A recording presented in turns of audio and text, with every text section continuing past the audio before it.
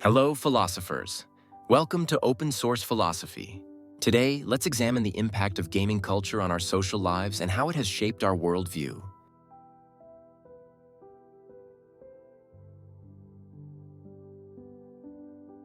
While games have been around for centuries, today I want to take a look specifically at how the internet has changed not only how we view games, but also how we as humans have adapted our social lives to the new age. From cell phones to consoles, to personal computers, from work to school, the internet has changed everything. It wasn't always this way, so let's take a look back and see if we can discover why things have changed the way they have, and ask ourselves if we are on the best course for the future of our societies.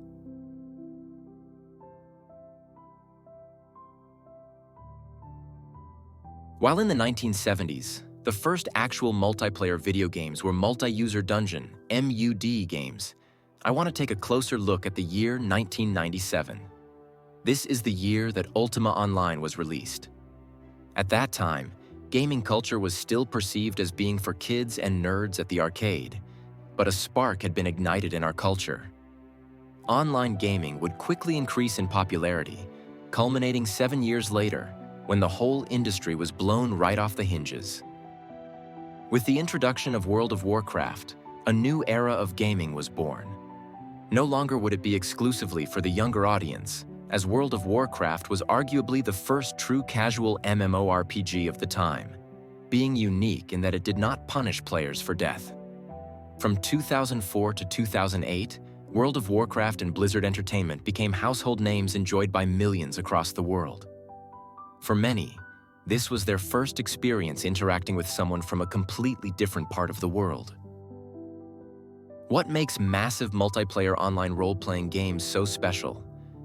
While not exclusive to the MMORPG genre, this level of interactivity was completely unprecedented for most people. Most people had never been in a chat room like American Instant Messenger, nor communicated with someone from across the world for longer than a phone call. This was the era when MySpace was born, and with it, a whole new cultural shift: the online culture. These games found themselves extremely well suited for this new shift. For the first time in history, you can come home from work and share your experience with someone from the other side of the world. Share your culture and beliefs at the snap of a finger. What effect do you think this had on the world? No longer was a distant country's people some far-off thought and an unknown face. Now we can share images and make face-to-face calls to each other in 4K, even from over 10,000 miles away, without even thinking about it. This has led not just to drastic changes in our own cultures, but in how we view the world. Life is about sharing our experiences and views with others. There is no greater tool than what gaming has provided as a medium. Regardless of age, gender, or nationality, we are all gamers enjoying a hobby.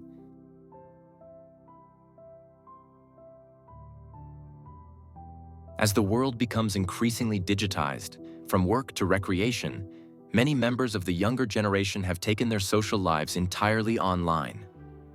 For the sake of argument, let us imagine a world where everyone does this: the older and younger generations. What would happen? Would social norms collapse? Would we see a decline in birth rates? Would people be quicker to anger? All of these things, while possible, are too extreme. As the new generations increasingly moved into an online world, our cultural habits have adapted to the times. Now, more than ever, it is easier to find people in your area interested in doing the things you are interested in doing. Instead of being limited to the number of people you can meet in person, you have thousands of tools to meet and connect with others without having to leave your house. While it is true that you will eventually have to meet in person, this culture change is not entirely a bad thing. Life changes, and with it, our cultures and habits change as well. We must continually embrace change, having honest discussions on what should become a new normal and what is unhealthy. The world we have created and continue to shape is a rapidly changing one. Resisting change is equivalent to resisting progress. At the same time, we must also remember it's still important to meet with the people around you or even travel to connect with the ones you game with.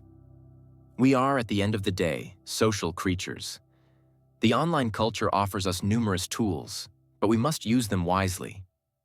For that to happen, we must have serious conversations not just with the younger generations to come, but with ourselves. Thank you for watching. This video was a more laid-back ramble after my Charlie Kirk video.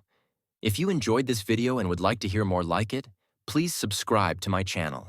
Also, if you would be so kind as to like and share, it goes a very long way to new creators such as myself. Until next time, philosophers.